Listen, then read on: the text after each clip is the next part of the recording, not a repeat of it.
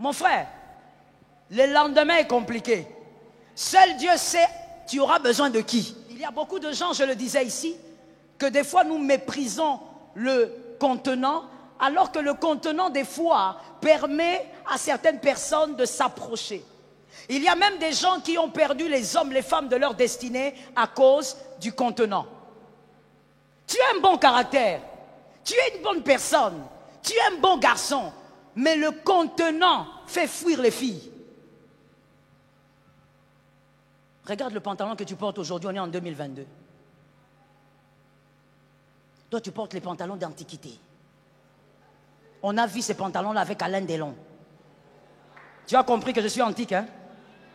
Les pantalons qu'Alain Delon portait, c'est ce que toi tu portes aujourd'hui, mon frère. Et tu viens à l'église, tu dis que tu veux draguer une fille. Comment on va t'aimer?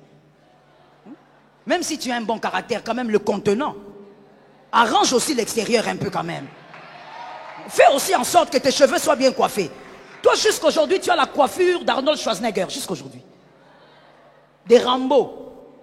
Mon frère, le contenant aussi permet à ce qu'on approche aussi. Je vous dis la vérité, la Bible dit, tu perdras ton héritage par ta propre faute. C'est-à-dire, tu peux rater aussi la femme de ta vie à cause de ton apparence. Tu peux rater l'homme de ta vie à cause de ton apparence. Mademoiselle, toi, parce que tu as l'intercession, tu portes des jupes quand on te regarde. On se demande, est-ce que c'est les voiles qui étaient au temple? Et des types de jupes, ça veut dire que... Non, ça ce ne sont pas des jupes. Et tu dis quoi? Je suis à l'intercession. Dès qu'un frère te salue, rababababa. Mon frère, ma soeur, tu vas perdre l'homme de ton histoire. Quand quelqu'un te me dit, je ne raterai pas mon héritage. Tu vas perdre l'homme de ta vie. Au 21e siècle, quand on dit qu'on vient à l'église, ça ne veut pas dire qu'on vient dans un deuil. Regarde comment tu as mis le foulard. Je ne parle pas de foulard de la tête, parce que le foulard de la tête, là, c'est joli. Moi aussi, c'est joli. Je parle du foulard que tu as mis sur ton corps, comme ça, tu t'es couvert, comme si on avait mis une climatisation terrible ici. Regarde la façon comme tu es. Tu viens à l'église, tu ne peux pas mettre un peu de poudre, un peu de fond de teint, parce que tu viens du travail, mademoiselle, tu ne peux pas t'arranger un peu. Le contenu peut être bon, tu peux être une bonne femme, mais tu vois l'apparence que tu as, tu vas attirer seulement les hommes façon. Il est écrit, celui qui est orgueilleux, quand vient l'orgueil, vient aussi l'ignominie. Mais la sagesse est avec les humbles. Qui a dit Amen? Amen. Dans d'autres versions, quand vient l'orgueil, vient aussi le mépris. Je te donne 2 raisons dans ce verset pour lesquelles il faut faire attention avec l'orgueil. Premièrement, parce que l'orgueilleux méprise forcément les autres. Alors que tu risques de mépriser celui qui a la clé de tes faveurs. Ça tombe sur toi. L'orgueilleux méprise forcément les autres. Il se sent très haut et les autres sont très bas. Il croit qu'il est le plus fort, le plus intelligent, il est le plus capable. L'orgueilleux méprise forcément les autres. Celui qui est orgueilleux aujourd'hui doit se préparer au mépris demain. On va te mépriser dans l'avenir. Pourquoi? Parce que le sujet de ton orgueil de 2022 sera caduc en 2023. Les hommes intelligents m'ont entendu? Le sujet de ton orgueil en 2022. Tu es orgueilleux peut-être parce que tu as une certaine maison ou je ne sais pas ce que tu as. Tu es orgueilleux aujourd'hui à cause de ça. Mais tu vois, 2023, ce qui fait ton orgueil aujourd'hui, ça sera démodé. Et donc, lorsque ça sera démodé, les hommes finiront par te mépriser. Prépare-toi au mépris. Mais l'homme humble, c'est l'homme sage. Quelqu'un m'a dit sage. L'homme humble, c'est l'homme sage. Pourquoi? Parce que l'homme humble sait, on court avec ça, d'accord? L'homme humble sait que tout dépend des temps et des circonstances. L'homme humble sait qu'il n'est pas le meilleur, mais tout dépend des temps et des circonstances. L'homme humble sait, quand je dis humble, je parle donc de l'homme sage, il sait qu'on ne peut pas être fort tout le temps. Voilà pourquoi il est humble quand il est fort. Parce qu'il sait qu'il est fort en 2022, mais en 2023, il y aura un autre. S'il y a quelque chose que tu fais très bien aujourd'hui, sois humble, parce que demain, il y aura quelqu'un d'autre qui fera mieux que toi. Donne-moi un amen, même si ça te fait mal. Ah oui, mon frère, ainsi est la vie. Et ça, c'est la sagesse. Tu ne seras pas fort tout le temps. Tu ne seras pas le meilleur tout le temps. Si Allah est là, tu es le meilleur chanteur Moïse, tu ne le seras pas tout le temps. L'homme humble sait que ça change de tour. Voilà pourquoi il est humble. L'homme humble sait aussi que même s'il est sur une chaise élevée, ceux qui sont par terre ne sont pas moins intelligents. Ça tombe sur quelqu'un qui a entendu. Mon frère, la chaise que tu occupes ne veut pas dire que ceux qui sont de l'autre côté sont moins intelligents que toi.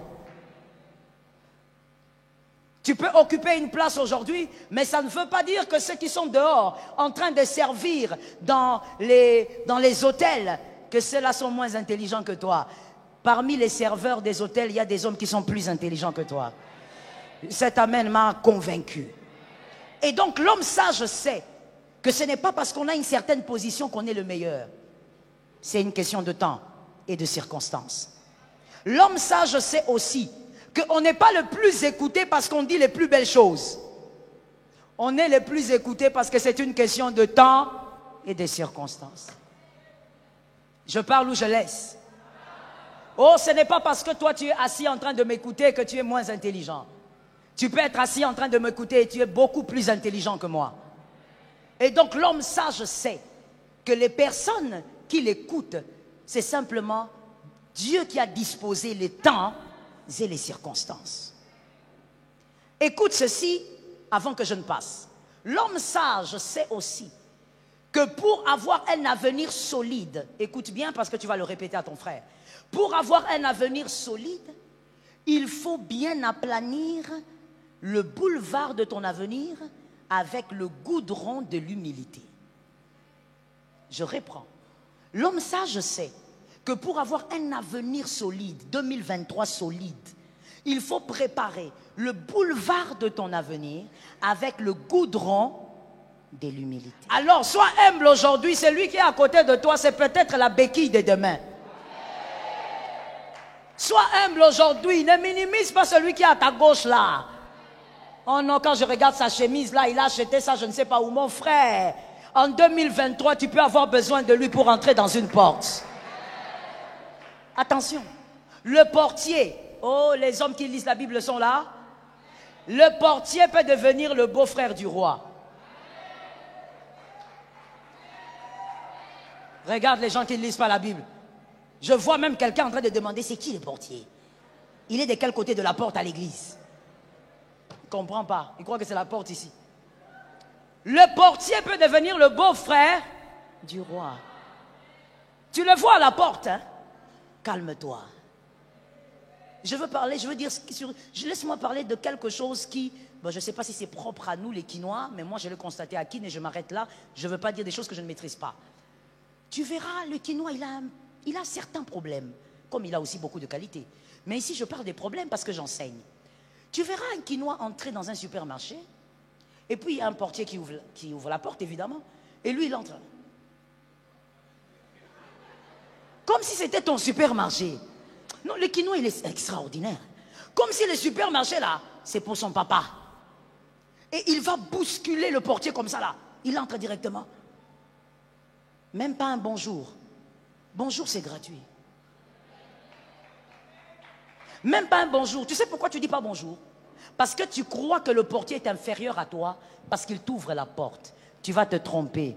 Tu vas commettre des erreurs. Le portier peut te surprendre dans l'avenir. Ça tombe sur quelqu'un qui a entendu.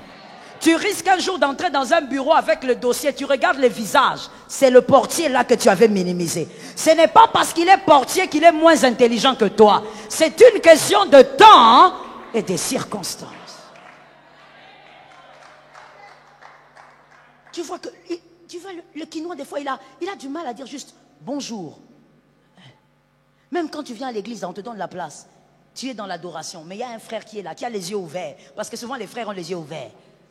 On ne sait pas pourquoi. Vous cherchez les filles. Tu vois, on adore là, il a les yeux ouverts. Mais tu ne vas même pas dire bonsoir. Ne fût-ce que dire, si vous êtes concentré en prière, fais même. Tu salues même, non?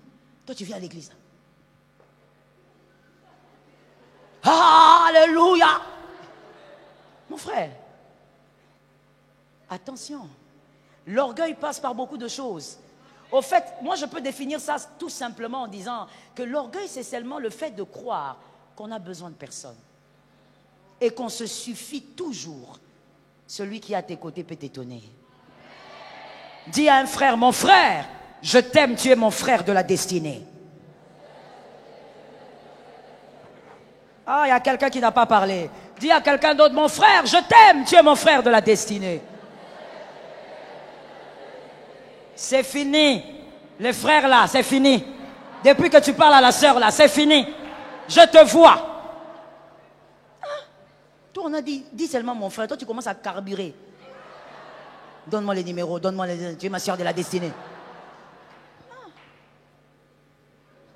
Le je t'aime que tu viens de dire à ton frère l'a guéri.